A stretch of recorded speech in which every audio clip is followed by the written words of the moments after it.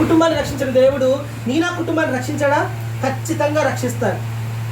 మనందరం చచ్చిన స్థితిలో ఉన్నాము. మనం జీవం పొందుకోవాలంటే మన విశ్వాస జీవితంలో మనం ఎదగాలి, విధేయత జీవితంలో మనం ఎదగాలి, నీతిమంతులుగా ఉండి మనం ఎదగాలి.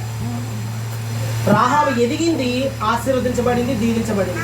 ఈరోజు మనందరం కూడా ఎదిగి ఆశీర్వదించబడాలి, దీవించబడాలి. మన ప్రార్థన దయ ఉండాలి. ఇది మనందరం కూడా మనం ఇదే ప్రార్థన చేయాలి. మనం అనుకుంటాం కదా, మరణం అంటే ఈ మరణం అనుకుంటామేమో. మరణం అంటే ఇది కాదండి. రెండో మరణం నుండి మనం తప్పించబడాలి. మొదటి మరణం అందరికీ వస్తుంది, మంచి వాళ్ళకి వస్తుంది, చెడ్డ వాళ్ళకి వస్తుంది. రెండో మరణం నుండి మనం తప్పించబడాలంటే మనం ఏం చేయాలి? విశ్వాస జీవితంలో ఎదగాలి, దేవుని మాటకు విధేయత చూపించాలి, అలాగే నీతిమంతులుగా తీర్చబడాలి. అప్పుడు రెండో మరణం నుండి రక్షించబడి మనందరం కూడా పరలోక రాజ్యానికి వెళ్తాం.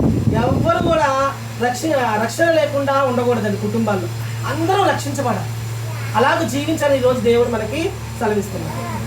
కాబట్టి ఈ 7వ రోజు ప్రార్థనలో దేవుడు ఈ కుటుంబంలో వీరికి సహాయం చేసి వీరందరూ కూడా, వీరి కుటుంబం కూడా రక్షింపబడేలాగున, వీరి విశ్వాసంలోను, విధేయతలోను, అలాగే నీతిమంతులుగా ఎదుగులాగా వీరిని దీవించాలని అట్టి కృపా పరిశుద్ధాత్మ దేవుడు మనందరికీ కూడా సహాయం చేసి నడిపించును గాక. ఆమేన్.